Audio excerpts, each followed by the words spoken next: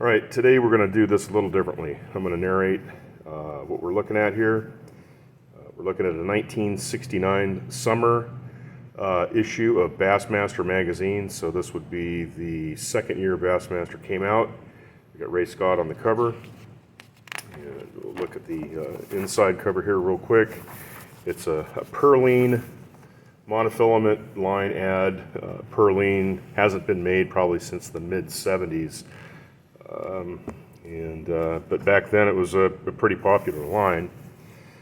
And the second page what we're looking at is the contents and the masthead. And if you look at the masthead here, we have the editor is Ray Scott, managing editor George Davidson, art editor Tom Connor, head photographer Jimmy Holt, and illustration would be Sandra Boyer. There's no mention of Bob Cobb in here yet. Although a couple pages from now you'll actually see him. All right, we've got on the third page is letters to the editor, and then we have a pretty cool Burke chainworm ad here. Pretty amazing that these things ever even caught fish. All right, next page we have Master Molder's Kingfisher bass boat ad. We've seen this previously in the 68 and other 69 mags. And then we have Ray Scott's editorial that was in pretty much every single magazine and still continues to be. It's just not Ray given the editorial. All right, so now we've got the first main feature article. We got Bob Cobb here who took a trip to Largo Novillo, Mexico, with a bunch of folks from Tulsa.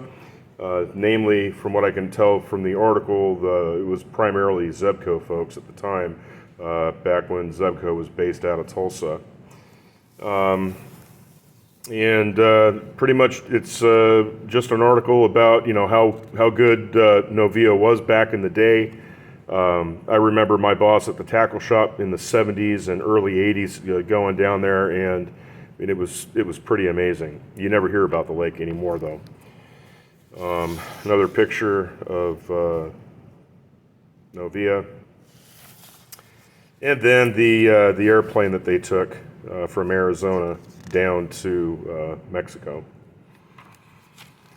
And of course, what would any fishing article be without a couple of pictures of guys catching fish? Look at that rod. That thing's bent double. Decent fish too, probably a 5-pound fish. And we got a bunch of guys, 3 guys hauling up a bunch of fish to get cleaned. Remember, this is way before catch and release.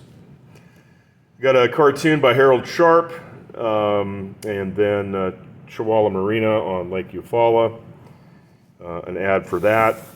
And then we have tournament report for Lakes Seminole, 1969. Joe Verbeck takes second is the word, but actually if you look down here at the standings, Verbeck is actually first place. Maybe, okay, so maybe it means that he's taken his second Seminole tournament.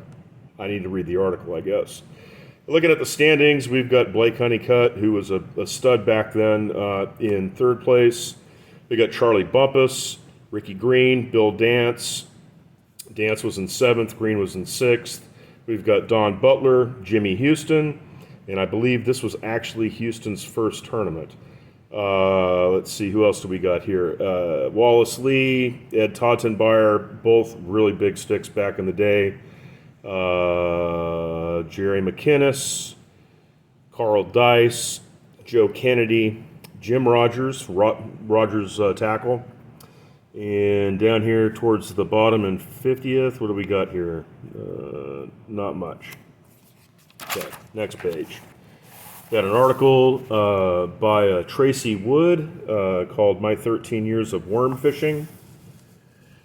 We've got a Mustad ad. And then we are going to go to another tournament report. This time it would be Sam Rayburn, and Harold Hayes was the winner.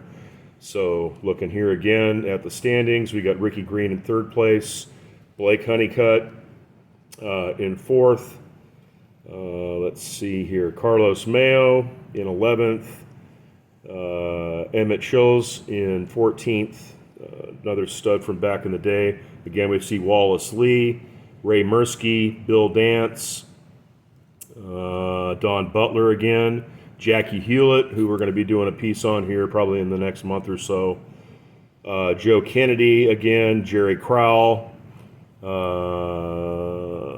Jack Oldham, which I believe was Terry Oldham's dad, Ed Todtenbeyer again. That's about it for the notable names. Great flip-tail ad here. Flip-tail footballer Harold Hales was a football player. He just won the Sam Rayburn tournament, and he caught his fish on flip-tail worms, evidently. Got a full article on the challenge of Pickwick. In this article, what they're talking about is how these new lakes are opening up, and they're really easy to catch fish, and how the older lakes are now starting to maybe stagnate, and the population of fish is getting harder to catch. We have here is an old Lowrance Electronics ad featuring the green box. And then here we got a Berkeley ad. That's kind of cool. What this Berkeley ad is showing is a concept that Berkeley came up with for spinning reels. You would have your Garcia Mitchell or a Berkeley reel, and instead of taking the old line off the spool, what you would do is you would buy these kits and the conversion kit, and you would just take the brand new spool of line and you would put it on the conversion spool, and that's how you would change your line. This didn't last for too long, maybe a year or two. Got to take a kid fishing.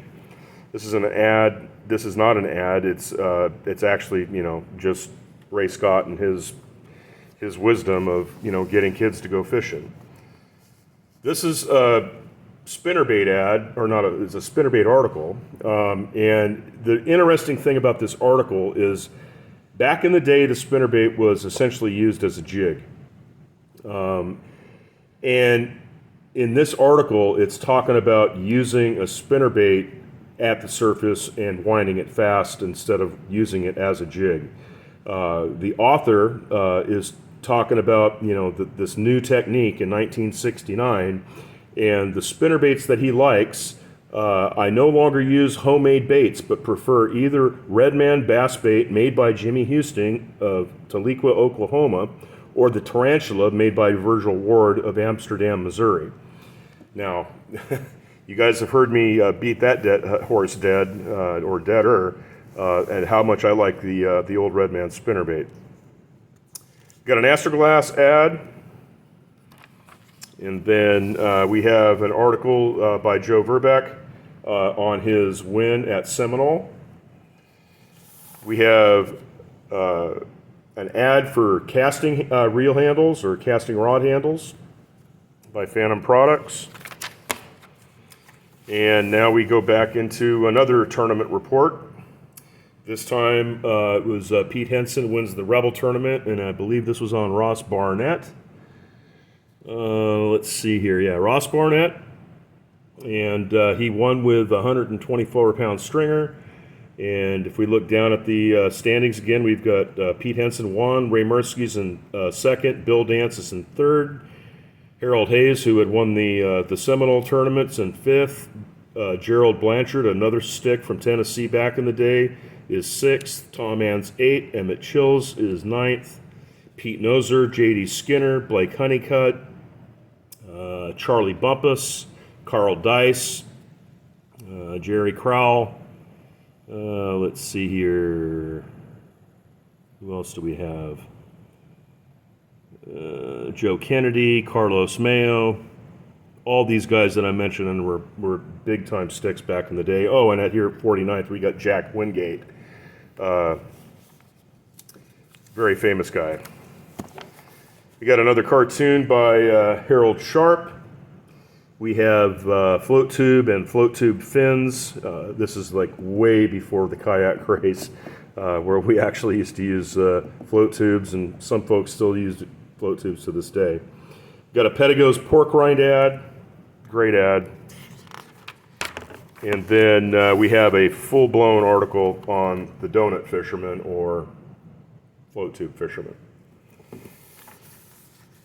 Man's jelly worm ad. We've got an early Uncle Josh pork rind ad. We have Bass Members Mailhouse ad, essentially, where you can send off for patches, where you could buy trolling motors. These are Silver Troll, and I believe Silver Troll was the first company to ever come out with a trolling motor. We've got a new high-speed Lowrance locator with a gimbal mount, some pins and stuff. We got a Man's Little George ad. Then we'll go to the next page, and we have a Browning Silaflex ad. Here we got some want ads. This guy's selling 10 quarter-ounce sinkers, 10 4/0 Sproat hooks, all for $1.25. Boy, if we could go back in that time. We got a Bagley's worm ad. Not many people in this day know that Bagley's actually made plastic worms, but they did. This is a hardhead worm. Actually, both of these are hardhead worms. The plastic, they poured the head harder so the hook would stick in it better. And then got another Harold Sharp comic. Bass Boat Anchor Mate, that would be the power pole of the day. We have Lakeview Marina, Jackson, Mississippi. This is a Ross Barnett ad. And then we have the old Pedigo Spinnerbait. Pedigo had some awesome baits back in the day. And that's way before Uncle Josh bought the Pedigo Spinnerbait. Chihuahua Motel Restaurant, we've got Skeeter rod racks. Skeeter wasn't just in the market for building boats. And then on the last page, the inside cover, we have a Cream Lure Company ad showing that John Powell and Bill Dance are now on the promotional staff for Cream Lures. And then at the back, my buddy Chris with Retro Bassin will love this. It is a water gator ad showing that Devil's Horse just is introducing this bait. So there you go, Chris. The Devil's Horse water gator came out in 1969.